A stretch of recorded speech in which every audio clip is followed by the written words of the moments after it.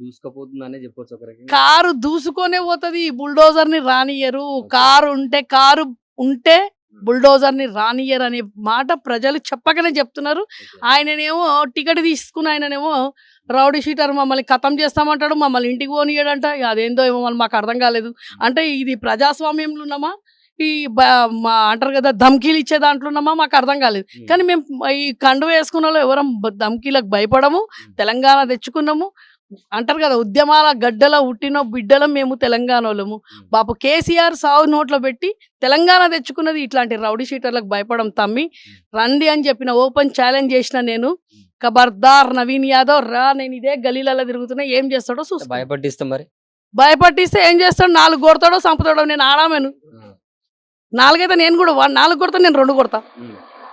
సస్తము తెలంగాణ కోసం చచ్చిన వాళ్ళం ఈ రోజు మళ్ళీ మేము చావడానికి కూడా సిద్ధంగానే ఉన్నాం. చావడానికి కూడా సిద్ధంగా ఉంటాం కాబట్టి మేము తిరుగుతున్నాం గల్లీలలో. నిన్న మొన్న నేను అన్నదానికి ఇవాళ ఒక్కరో ఇద్దరో నాకు కాంగ్రెస్ వాళ్ళు కనిపించారు. అంతే. వాళ్ళ నుంచి ఏమన్నా బెదిరింపులు కానీ అట్లా? మేము భయపడమని చెప్తున్నాం కదా. మీ చంపినా కానీ గల్లీలలో వస్తాం. గోపన్న చచ్చిపోయింది, ఇంత పేరు తెచ్చుకున్నాడు కదా. 15 ఏళ్ళు ఆయన ఈ ప్రజలకు చేసినప్పుడు మేము ఇంత ధైర్యం చేసి మేము మా పార్టీ కోసం కష్టపడకపోతే ఎట్లా? ఒక మహిళకు మేము కష్టపడకపోతే మేము పార్టీలో ఉండి కూడా సిగ్గుచేటు అన్నట్టు ఉంటుంది. కాబట్టి తెలంగాణ బిడ్డలు బీఆర్ఎస్ నాయకులు ఎవ్వరం భయపడతలేము.